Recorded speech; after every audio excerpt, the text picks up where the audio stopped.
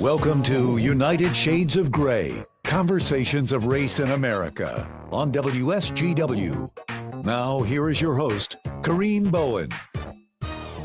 Good evening, ladies and gentlemen. Welcome to another edition of United Shades of Gray, Conversations of Race in America. I'm so glad to be with you today on this balmy Friday. By the time that you hear this on Sunday, I'm sure it'll be 82 degrees in all of the Midwest.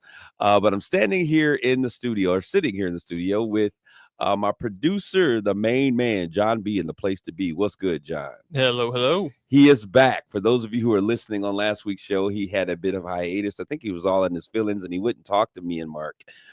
So we're glad to have him back in the studio on today. We also have with me my main man, the guy, the myth, the man, the legend, Mark Bassett. How are you, Mark? Hey, doing good. Is it snowing in here? What's the deal with the stocking cap? I mean, come on.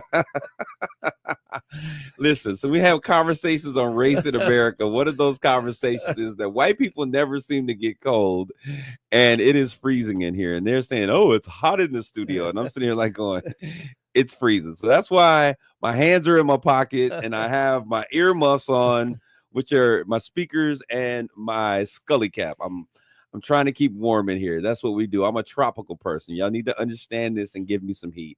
But hey, so how have you guys been since the last time we've gotten together? Anything amazing happening? Anything exciting? Well, I went down to Atlanta. It was a little disappointing. It was a great time. Had great. Would you go to the national championship game? That's right. He went down to hang out with all the brothers and sisters down in ATL. That's exactly. And it was. Did you see Lil Bow Wow? No, I did not. It was, believe it or not, it was below 30 on Monday, game day. Wow. They had their first extreme winter weather warning in the history of Atlanta for the day of the game, and then the next day as well. It was below freezing, way below freezing. Didn't that whole Georgia, Florida, like get 8 inches of snow or something? I saw pictures from Alabama right by the Gulf where they had like 6 to 8 inches of snow or something like that. Normally you see like sandy beaches and beautiful water, and when they show those images of like snow-covered beaches, I was like, wow, this is crazy.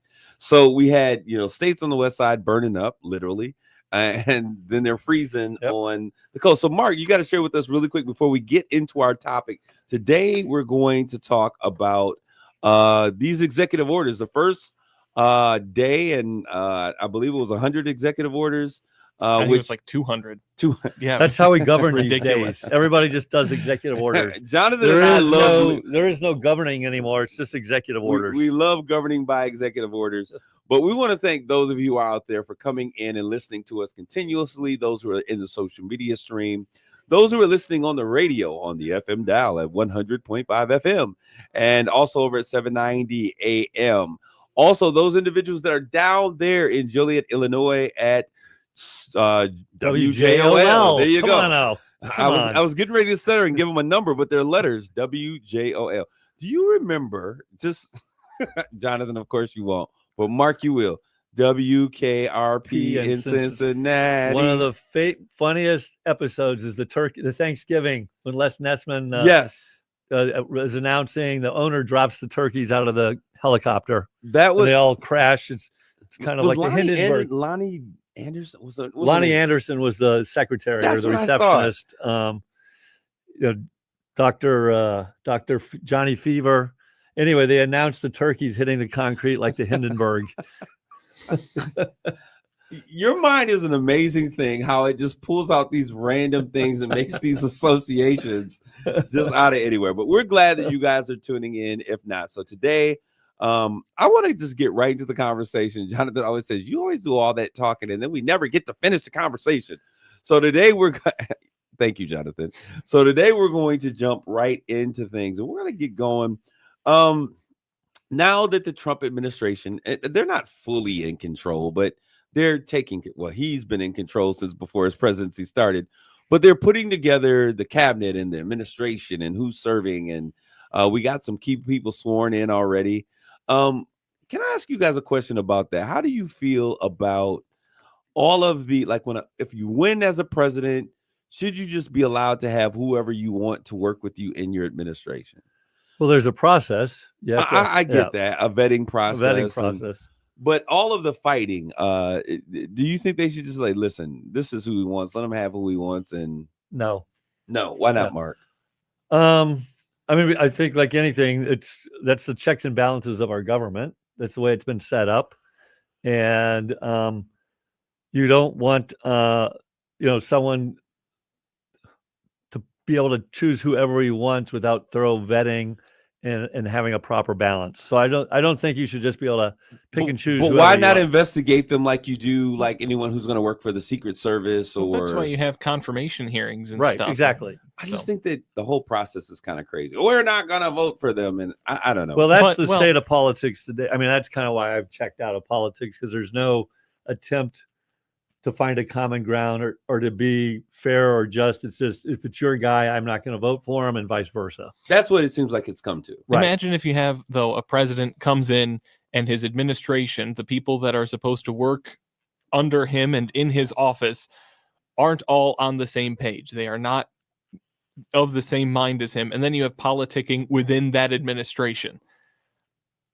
As much as I love it when the government isn't able to do anything, because that means they're not doing anything. They're not destroying. They're not ruining lives. I do think that would be a little bit too inefficient and a little bit lead to more problems than what we currently have. And I think there are checks and balances with the confirmation hearings and the ability to pull the card on one of them. How often are these guys like what percentage of these guys are actually like weeded out through this process?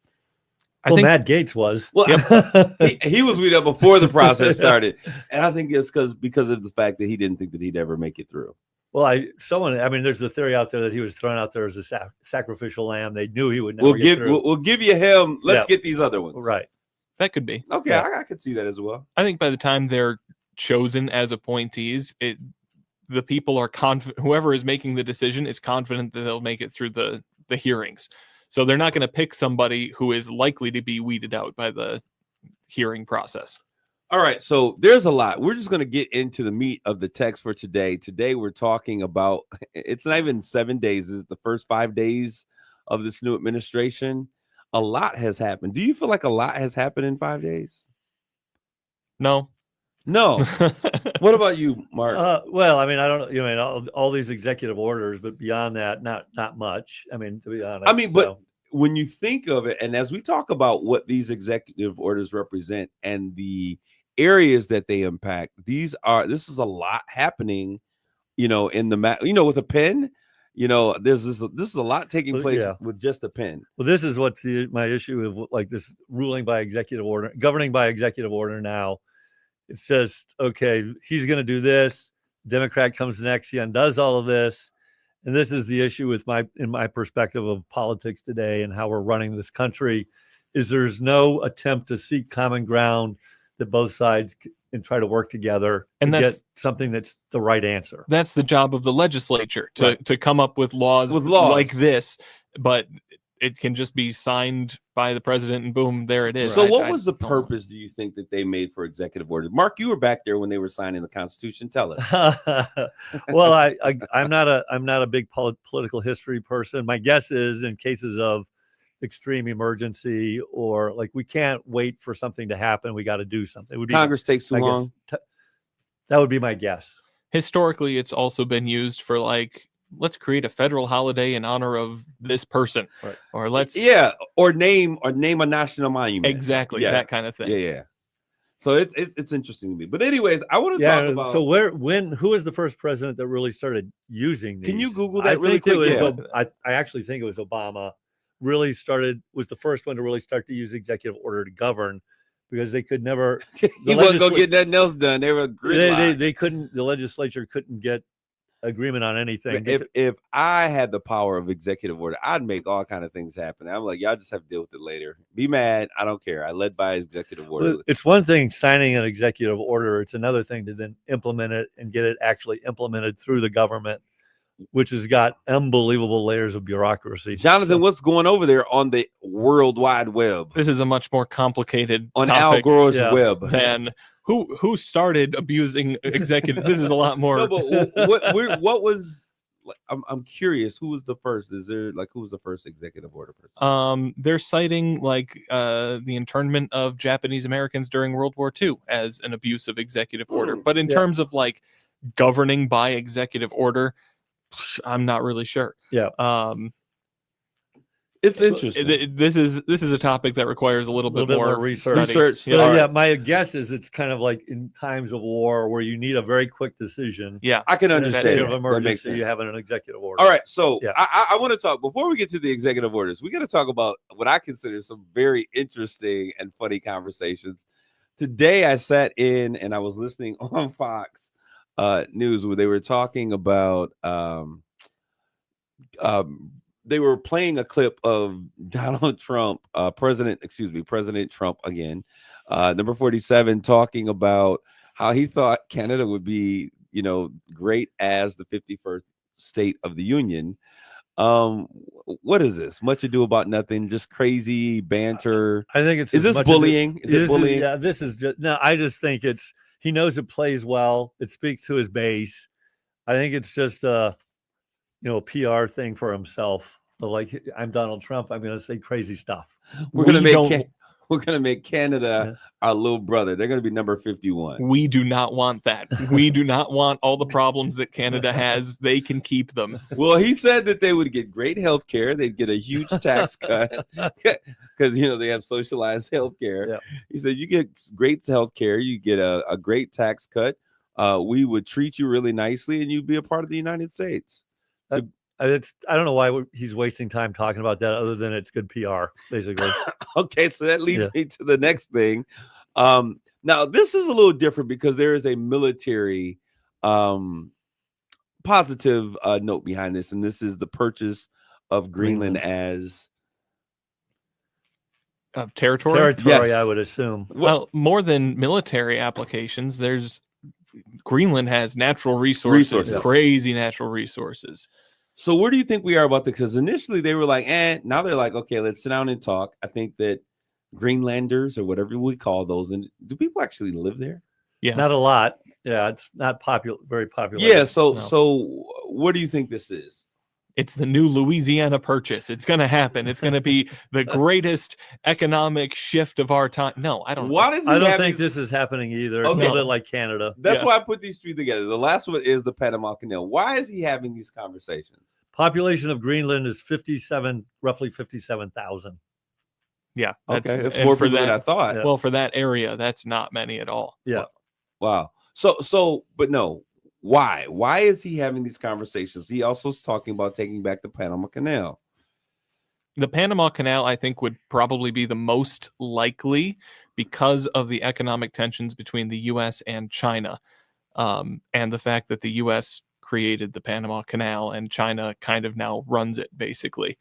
So part of it because China's too involved? Yeah. Too much control? Yep. What do you think? What would that take to make that happen, though? I would probably take. They own it now. Panama does, right? Yeah, we gave it to them. Do you have to go to war? They'd have to give it back, which is highly unlikely, or else you'd have to go take it by military force. I would think. Yeah. Do you actually see that taking place? No. I could see a situation where Panama gets bullied by economic sanctions into telling China to buzz off. So how does that differ from what we see Russia doing with Ukraine? Russia. Russia. They're no longer the Soviet. Yeah. Russia doing with Ukraine and then China with Taiwan. What's the difference? There probably wouldn't be much. Really. We're the good guys. Yeah. That's why. Yeah. Yes. Haha. I say that with all the sarcasm in the world. Okay. I wanted to get those out because I think these are ridiculous stories that we're having. I don't think they're going anywhere.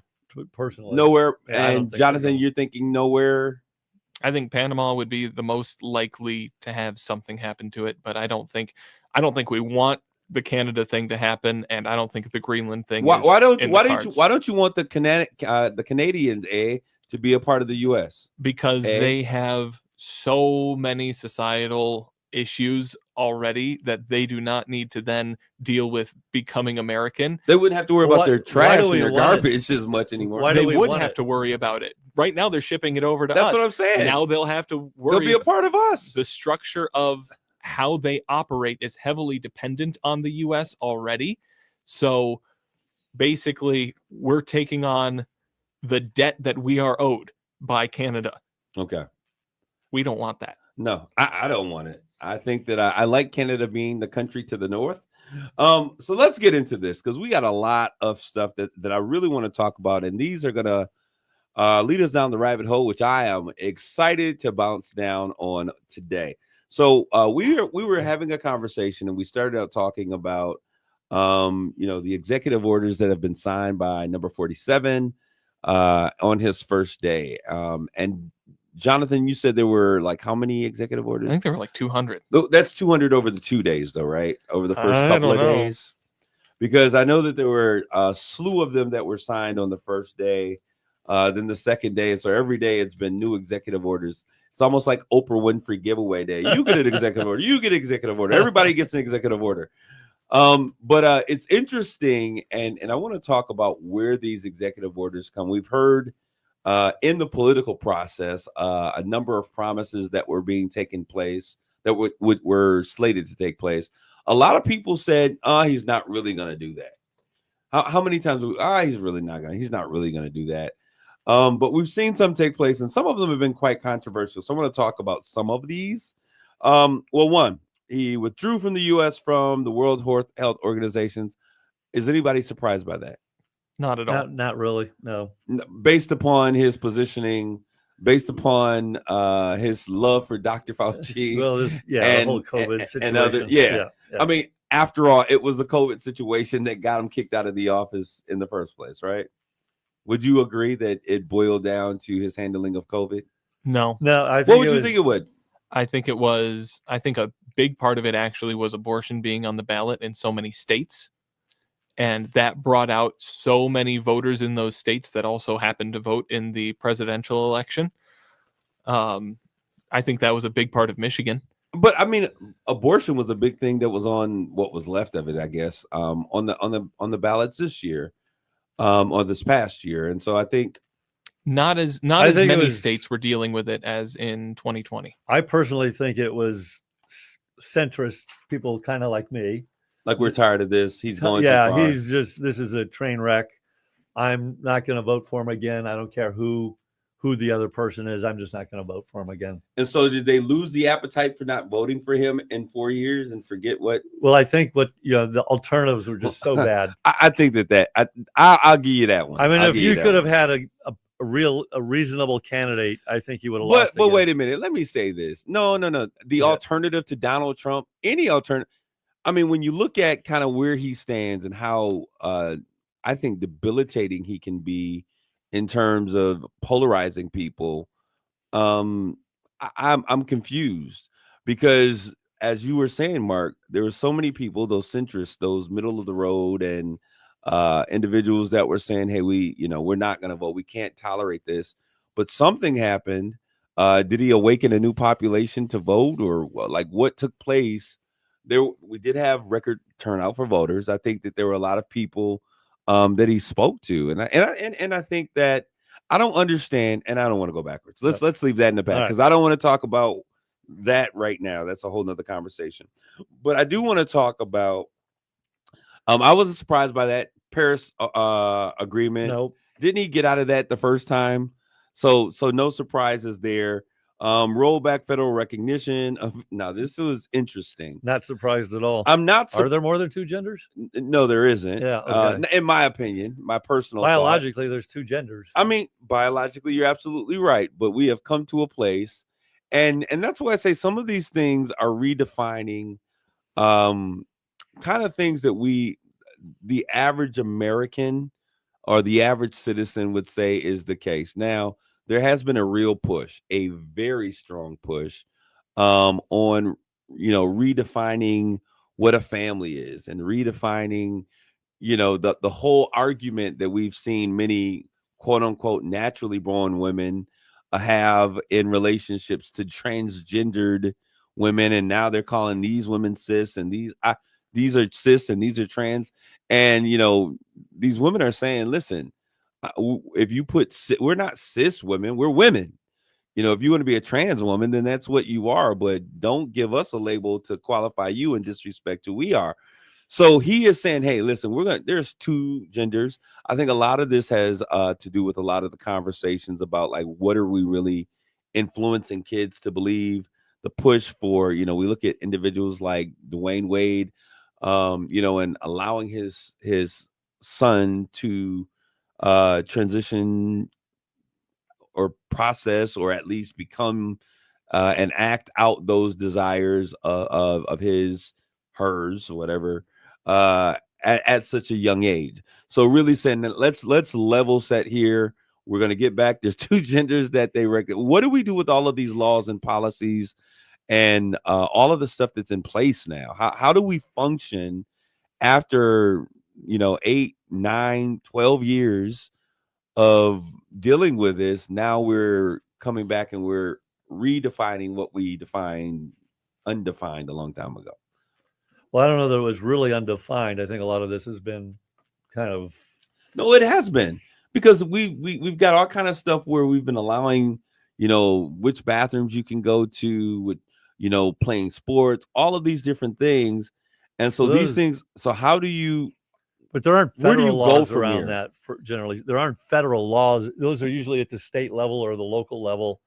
And there's still a lot of controversy, and people, or their leagues, like this league will say, a biological male who's transitioned to a woman can compete.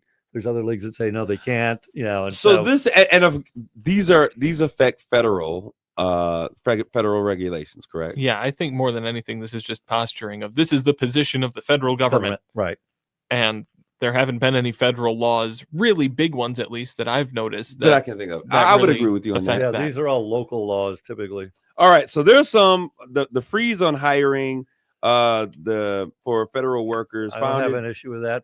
I mean, again, it's like I'm used to running a business or a company. No, if I've got a deficit, we're not hiring. We're gonna freeze. Yeah, absolutely. Freeze. Now, this is what's interesting, because I think it's almost oxymoronic.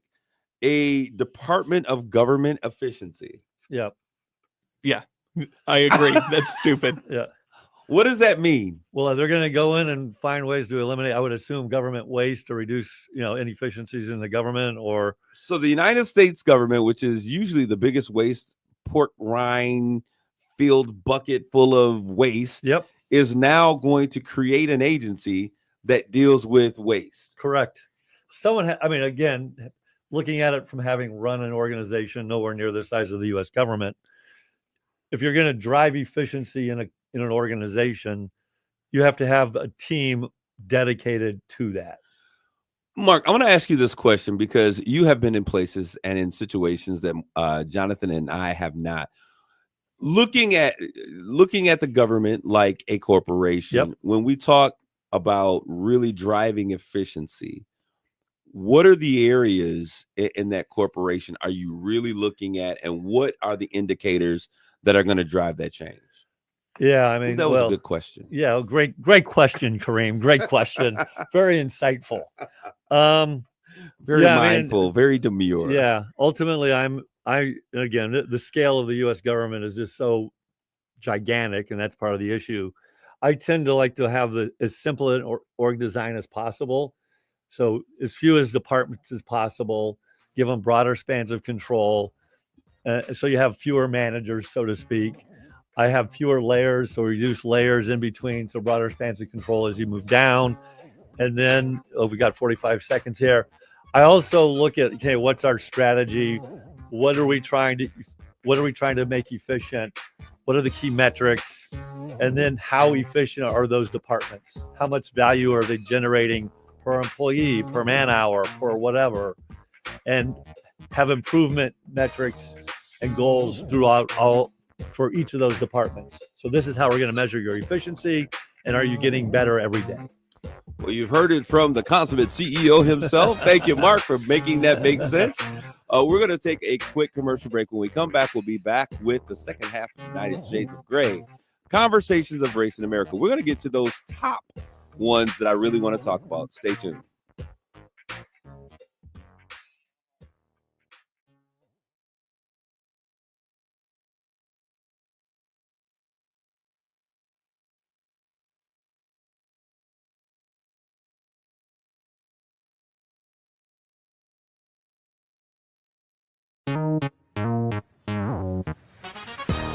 You're listening to United Shades of Grey on WSGW. We're back with more United Shades of Grey, Conversations of Race in America. Before the break, I was talking with Mark about really how do you really spark efficiency? Because this is not only good for the government, but if we're looking at our homes, our houses, all those other things, how do we really make sure that we're being efficient and we are operating to the best that we possibly can? And Mark, you said that there's three things here. Well, you were asking about how often did I look at efficiency? How often do you look at every business I've run, it's been one of the pillars of that business. So when you look at a business, an organization, you generate revenue or earnings. And so how are you driving those, and are they growing, and are you improving your margins? I'm a big believer in value over volume, so margins over volume. But every business I've ever run, there's a huge backbone around efficiency. We're going to use a little less raw material to make our product tomorrow than we did today. We're going to use a little less energy tomorrow, or we're going to get more work out of people, or we're going to need fewer people tomorrow than we needed today, or we're going to help them generate more work tomorrow than they did today. And it's just a pillar of any business, I think, of you need to constantly get better and more efficient. And it's kind of, we've had this mantra of we're going to get a little better every day. So we're all going to work on getting a little better every day as we become more efficient in the things that we do. Jonathan is always yelling at me, Kareem, we got to become more efficient with our time. And so we're doing some things here as he cracks the whip as our central efficiency officer of this particular show. All right. So some of these other things, and I want to get to them because there's some ones here that I think are really interesting that I cannot wait until they really hit the courts to kind of see how they play out, because I am a fond lover of history. So we talked about reaffirmed the existing constitutional right to free speech. And we see this playing out with Meta, and I think it's interesting. Their new posturing, Facebook, the parent company to Facebook, how they're saying, hey, we're taking away fact checkers, we're taking away these things, we're going to allow people to have free speech again and say what they want. What was that look for, Jonathan? Oh, but they always were protecting of free speech. That was their position all along, that they protected free speech. So why the change all of a sudden? Why are they now committed to free speech? And while we're talking about it, let's talk about this and the TikTok ban together, because I think they make for an interesting conversation.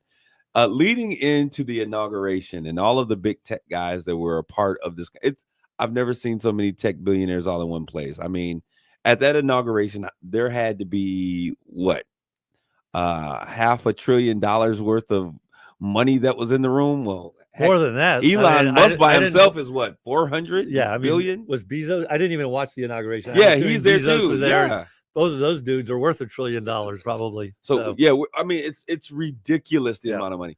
But what was interesting about this positioning, and did you guys notice when TikTok went dark for 6 hours, 9 hours or whatever? I actually got online because I know that I have an account, but I took the app off of my phone, which I suggest everyone do so that you have some sense of having peace and getting things done. And I tried to upload the app and it just kept cycling on. There's a problem with the application. Try at a later time. And I thought it was funny. Kids were crying like, oh my gosh, they took I don't have it. So I've never been on it. You've never been on TikTok? Nope. Me neither. Yep. Nope. What? Nope. So you guys are TikTok virgins. By the time I see TikToks, but by the time I do, they've been filtered through several layers of other social media. So I only see halfway decent ones. I mean, at my age, there are a lot of people my age that probably have never been on TikTok or seen it. But at Jonathan's age, he's an old man at heart. What are you talking about? There are 80-year-old people, what do you call it? Geriatric TikTok group.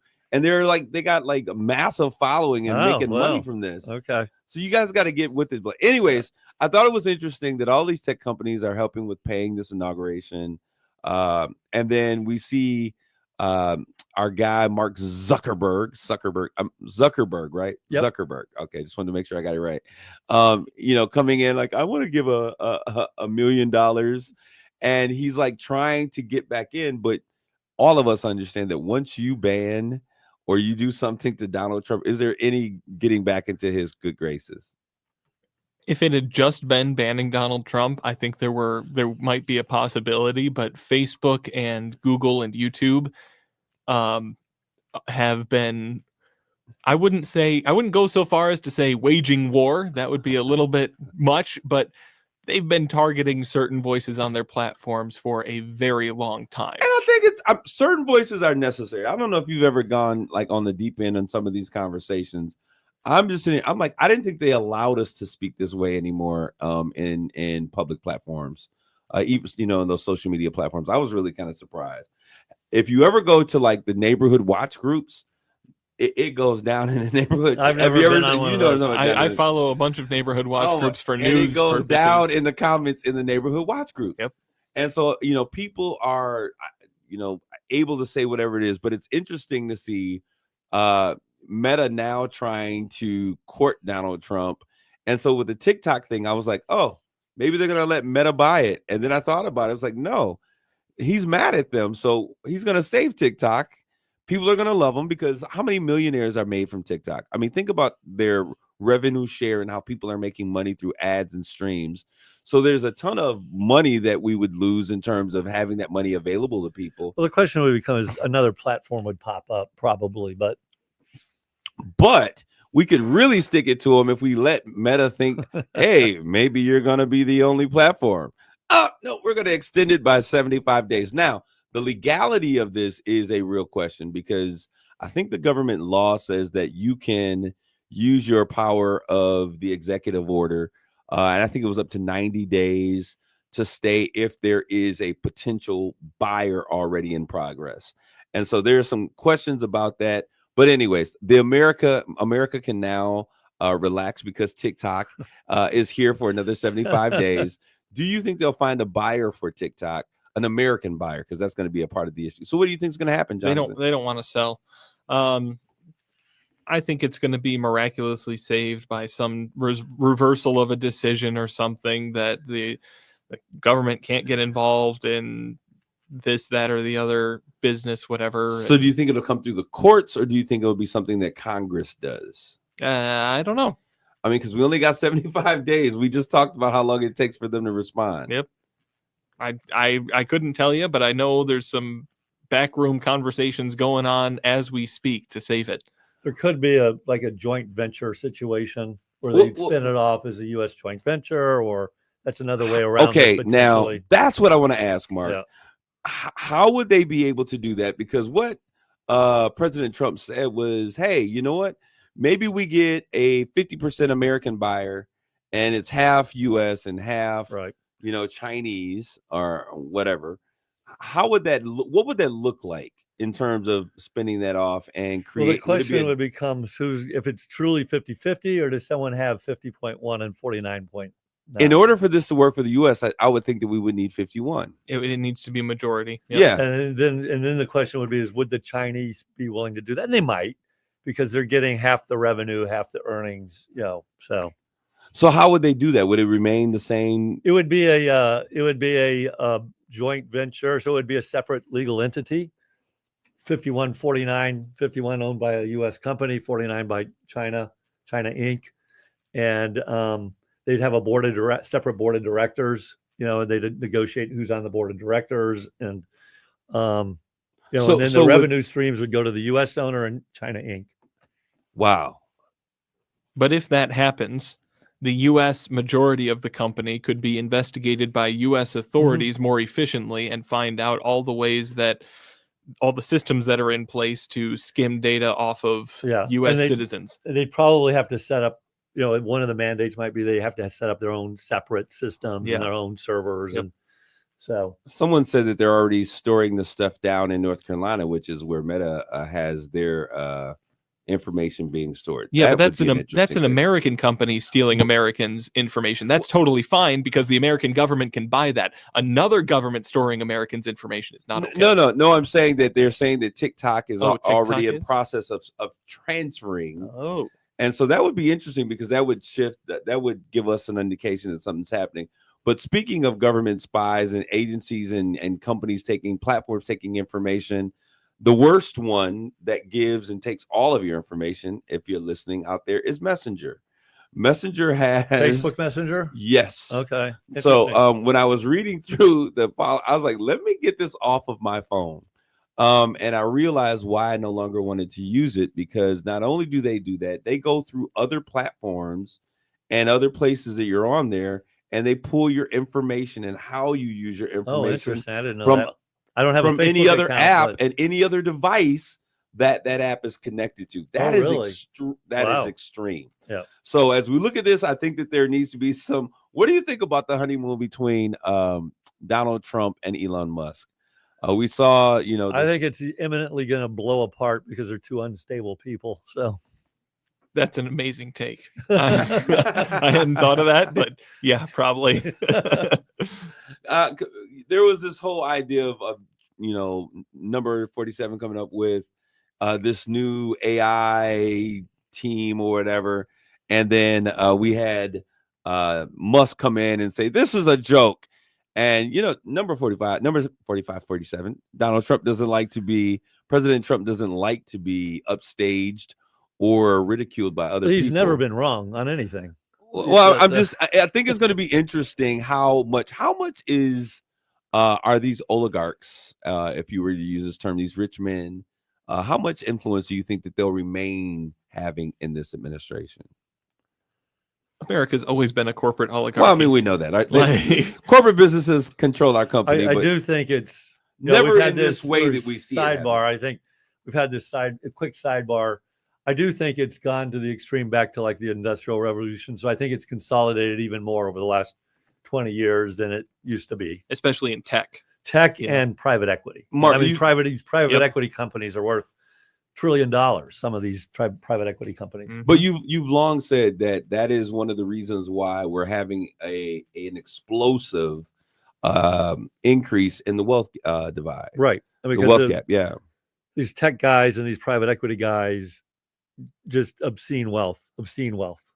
Now, you could argue that they earned it, but now it's a self-fulfilling prophecy. So, Mark, your wife is chiming in. Normally, we wouldn't say anything, but she's talking about the March for Life is going on right now in Washington. Oh, wow. Were you aware of this, Jonathan? I wasn't, but I know it's a big event every year. Yep. Yeah. So it's happening right now. And so let me get to the one that I really want to. Yep. So January 6th, my words are leaving me. January 6th, there were not, certain individuals pardoned, as I think a lot of people thought would happen, but a blanket pardon on all individuals involved with January 6th. How are we feeling about that? I can believe it. I mean, because it's basically been reframed as these are freedom fighters. I mean, to me, I'm of all of these things, like I don't have an issue with like the gender thing. I don't have an issue with federal worker, freezing federal workers. I don't have an issue with founding the government efficiency. A lot of these things I don't have an issue with. I have a fundamental issue with pardoning these people. Had their cases been processed and gone through legal processes over the last 4 years, I would agree with you that, hey, blanket pardons is not a good idea. But the fact that most of these people have just been sitting in holes waiting for their day in court since then tells me that this is not about that. It was not about justice. They were just shoved off and kept somewhere. Do you know how long it takes to get stuff through our legal system? Years. I mean, I look at when I look at some of the cases that I'm waiting for, and I'm still concerned about the guy who killed George Floyd getting a pardon, like the little kid up in Minneapolis did, which was crazy to me. That it's crazy to me. Yeah, but this is the same administration that gave those pardons. When I look at those kinds of things and how long justice is a slow process in this country. But there were individuals who were found guilty, in particular, the ones who were found guilty in injuring the state capitol police officer and Andrew Fatone. Yep. And I do have a problem with the pardons against people who went through that process. Okay. And so just the whole reframing of like these were freedom. I mean, it's just repulsive. It's the whitewashing of history. It's repulsive that you would reframe that as these were freedom. Jonathan, do you think that this was a walk through the park and just people taking a look at their capital? Or what do you What do you recall happening? Because if I remember correctly, we were in the studio when it happened. We were not. No, I remember being at home when it happened. No, maybe you weren't, but I was in the studio when this was happening. Yeah, I was in the studio when this took place, and I was like going, this is crazy. I think it was a bunch of bad actors goading a lot of people into making a stupid decision. And I think the majority of the people that entered the Capitol on that day were just thought they were sightseeing. They were making a poor decision in doing it. Are you really peeing on my shoulder and telling me it's raining?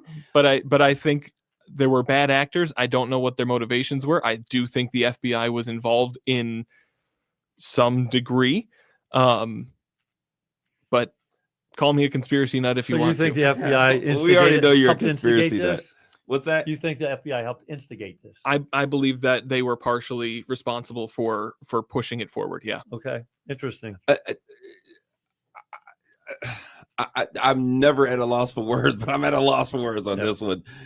I remember seeing my eyes are not deceiving me. I remember what was taking place. I remember worse treatment being given to people who were, out on, what was it, Minneapolis? No, it was, what was the state where they were rioting for like 2 weeks, 3 weeks, and he wanted them to call in the National Guard. Was that Seattle, Washington, somewhere, Oregon, Portland, probably. Portland. Yeah. That's where it was. And I remember his response on how to deal with them, call in the National Guards and all of these things. And now I see people, which is the People's House, which is the center of where we consider, our hearts and our thoughts of our nation really taking shape and taking form. These things were happening, and they were to subvert and to stop the ratification of an election, which was not stolen. Even his administration said that. And to see people, me as a black man, I'm going to tell you this. It is like shocking that those people were not more people in the crowd, in the angry crowd, were not hurt, because in my opinion, if it had been black folks, there would have been a lot of black people that were dead based upon our experience and our past. And it blows me away that we can then whitewash history to say that, and also in Minnesota, you're correct.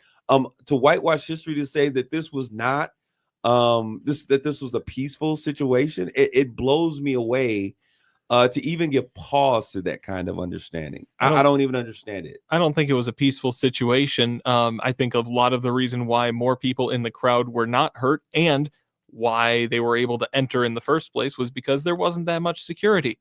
There was no National Guard posted there. Also, the organizers of the actual events did a terrible job. But did you see the broken windows? Did you see the officers being slammed between the doors? And I want to throw a hypothetical question. What would 6 officers do versus having an actual group of National Guard who are frankly, you shouldn't need crowd that. control? You shouldn't, because to have that. But it was offered and denied. If that crowd was a black crowd, there would have been carnage on the steps of the Capitol building. There would be so many parents that were mourning. The stuff that was taking place and the things that would never have been allowed to happen. I would even venture to say, let it be Hispanic Americans. I think that there would have been not so much. There's something, the deepness of my shade and the beauty of my skin offends people in a way that others don't. But I don't think that you can take something that is so horrific, that really we had our lawmakers running for cover, their lives, and now say any of the things, I think any of the arguments, and normally I really respect your arguments, and I think that you bring great perspective to the table, but I don't understand it. And for us to whitewash history, this has happened so many times. To have people like our new Secretary of State being an individual who said, hey, slavery was good. Black people learned some skills that they never had. Hello. Many of the patents for designs and things that were created were because we were doing jobs and had skills that we then translated to opportunities that we did not benefit from. But I just think that it's crazy, and I don't understand how we can, as American citizens, allow anyone to whitewash the facts of the day, that this was a hostile coup by a bunch of vagabonds, not American patriots, that were trying to overthrow our nation. So I saw the broken windows. I saw people shoving through. Did you see the cops opening the doors and waving people and ushering people? Well, because I think that there are people that were there that were, just because I work for the police in the state capitol doesn't mean that I don't agree with Donald Trump. And sometimes we allow our politics to get involved with our things that they shouldn't be. And I think that was the case. I also saw officers in there diverting people by hairs, Nancy Pelosi and some of the other individuals that were doing official government business, deterring them into other directions because this militia was looking and chanting, "We want Nancy Pelosi." And they were outside chanting, "Let's kill the vice president." So I think that these are all things. And so I think intent is very important.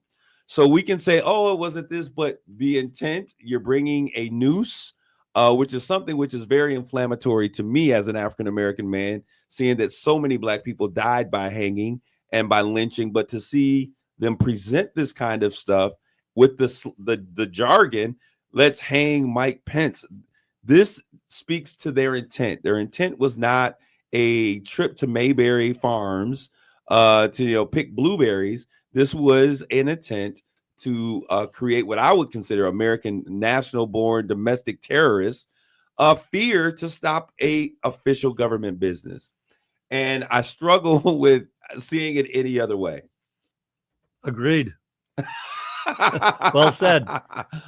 But we are now dealing with the fact that these individuals have been, and this goes even deeper when I think about one of the individuals that was pardoned, then in less than 24 hours comes back to the Capitol building, returning to the scene, and is being escorted by politicians and saying, "Hey, we'll bring anyone." And then the conversation about them coming to the seat of our government, the White House, and to be, celebrated for the work that they're doing. And this is not something I heard other people say. He said, "I would absolutely bring individuals that were pardoned because I think that many of them did nothing wrong." You don't see a problem with that process? I see a problem with that, with glorifying that. I think, like I said, there were a bunch of bad actors that fooled a bunch of even more, I won't say innocent, but a bunch more people into making stupid decisions. I don't think that should be glorified. So how do we, and we don't have forever, but how do we rationalize that this is the party of, law enforcement, but we're not supporting law enforcement in this particular space? Well, it's just, that's what it is. I mean, they support law enforcement when it's convenient for them to support law enforcement, and when it's not, it's not. Frankly, so. And so I'm interested in seeing how all of this plays out.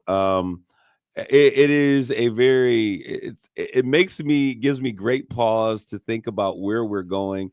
And we really didn't get to some of the things that we'll talk about, but we'll bring those up because there is a very strong evidence, I believe, and I want to bring people in and have this conversation with us. When we look at the shooting down of the, DEI, then we look at the fact that they're encouraging people that are in both private and public sectors and state levels and private governments and companies to discontinue these processes, considering that 70% of jobs that people have for upward mobility are never posted, considering that 90% of positions that are filled are usually through a referral of someone that is recommended. And so if you don't have those relationships, you don't have access. I want to thank you guys for continually tuning in. I love when we have a heated conversation. It always comes out greatly. Thank you guys for tuning in today. Take care of yourselves and each other. God bless you all. Grace.